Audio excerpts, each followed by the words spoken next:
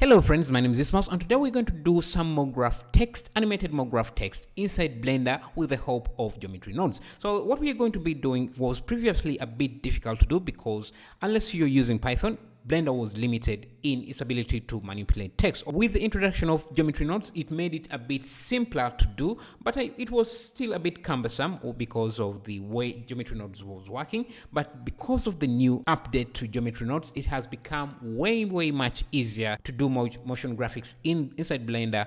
So let's try to do some wavy text as you're seeing on the screen. Let's go and get started. Just go to geometry node and let's add a plane and new geometry. This is just the plane is just a placeholder for the node groups, and in fact we can just get rid of this group input to get rid of that. And what we want is to add a text that we can animate. And to do that, let's go into Shift A and add a text. These are some new nodes that they have added. And if we go to string to curve, and what this node does is that if you type in any text, so for example, hello, maybe and a smiley face, hit enter, it can convert the text you have entered here into a curve. So if we feed this into the geometry, you can see what we have hello, like that.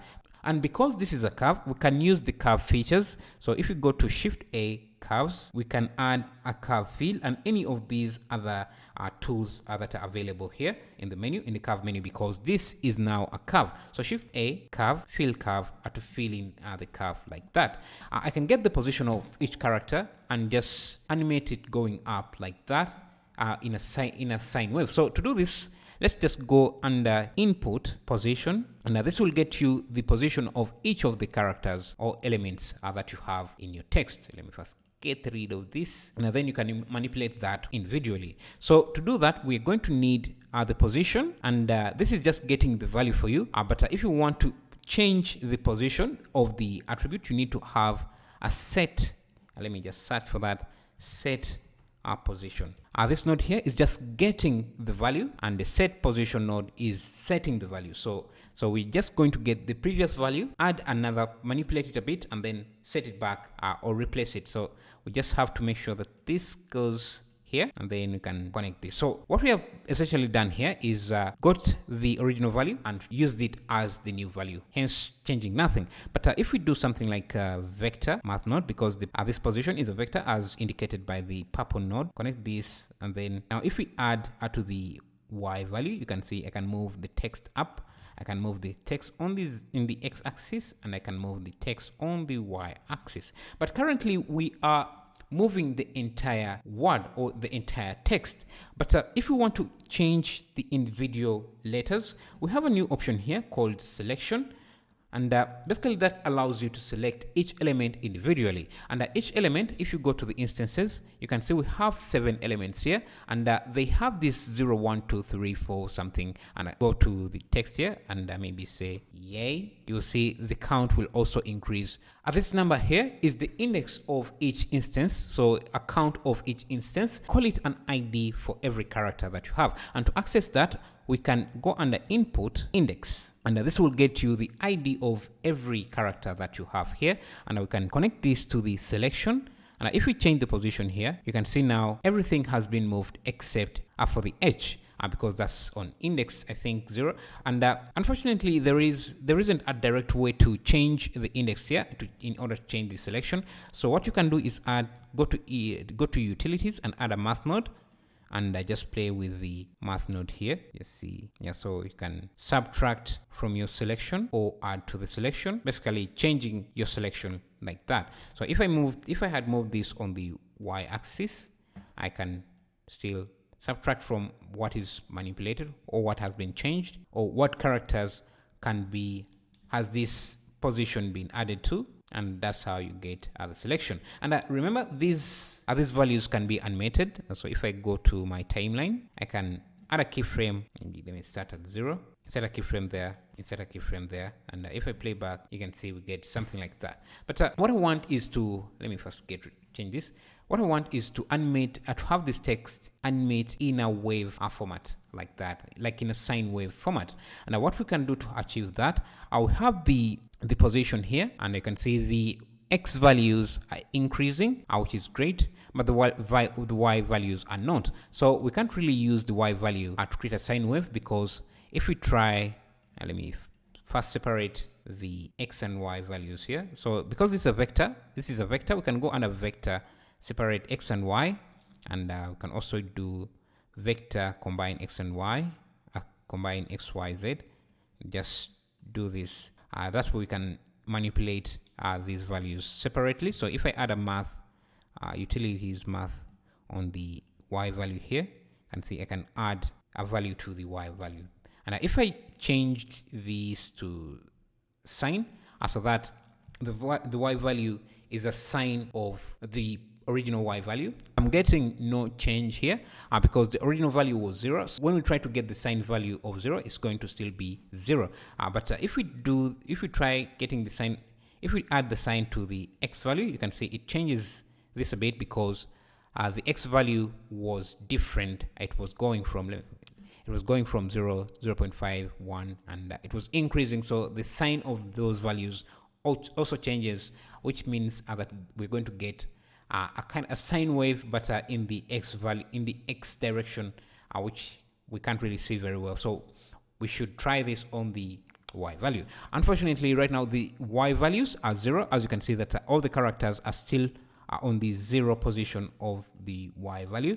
So we can change this by borrowing the X values and inserting them into the Y value. So right now the Y value is set to 0, and we can move it up like that. So instead of using this, we can just borrow the X values and change them. So you can see now the X values, the Y values are the same as the X values, giving us this linear movement like that. Now, if I use a sine wave on this, you can see now we get a wave that, and it's not complete yet because I think the width of the wave is a bit high. So I can scale down the wave by adding, let me just add a utility math node, change this to multiply by multiplying the sine, and that is basically changing the amplitude of the wave. And maybe let me change this. Let me just add some text here to make this longer, and you can see how that would continue on and on and on and on. So that's what we have currently. Let me clear this for now. So we have a wave like that, and if I change this, if I multiply it with a value, change the amplitude of the wave. If you want to change the frequency so that the frequency is very high, all you have to do is multiply the values before we change them into a sine value. So I'm just going to duplicate this here. First use 0, and you can see now the frequency. That's how we can change the frequency. I think I'm seeing a DNA pattern there, but yeah, kind of interesting. So we can increase the frequency like that, and you can even just change the scale this down a bit if you want to change the size of the text or the character. So let's have the frequency somewhere like that. And remember, this is all good, but what I want is to have these numbers move, so appear like they are moving, the wave to be moving. And to do that, we just have to add the values. So add a value, and then you can see it makes the wave appear like it's moving. So if we multiply, we're just changing the frequency. If we multiply after, we are changing the amplitude. Now, if we add a value after or before, we can make the wave move like so. But you rarely want the text to go below 0. You always want it to create a wave and then just never go below 0. So to do that, all you have to do, just go after everything, just add, either clamp the values or add another math node, utilities math. This time use the maximum value. Now if you play with the wave, you can see the math, if we set the maximum to be 0, then we get the wave stopping there. If we change this to a negative value, then it goes below. And you usually want the text to be somewhere, as that way it's readable like that. Now remember, we also have the selection here. We still have the selection feature, so we can use that.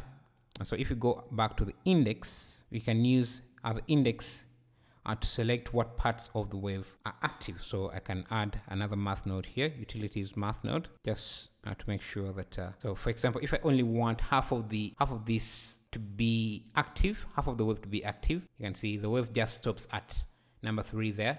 And if I move this, I can select, make sure that I can make the waves start at a different point. The final result or the final object is a mesh. So you have all the mesh modifiers to use here. I can extrude this like that. I can add, if I go back to this, see we have the wave. And if you want to have this animated, you can keyframe this, or you can use input value, and just type in hash frame to drive this value using the current frame. And I can do another math node here, utilities math, and divide this value to make it go slower. And this, if you're using a driver, a frame driver, the animation is going to be affected by your current frame rate. So if I switch this to 60, you can see it's much smoother, like so. So I can make this faster, I can make it slower. That's how you do that. Thank you.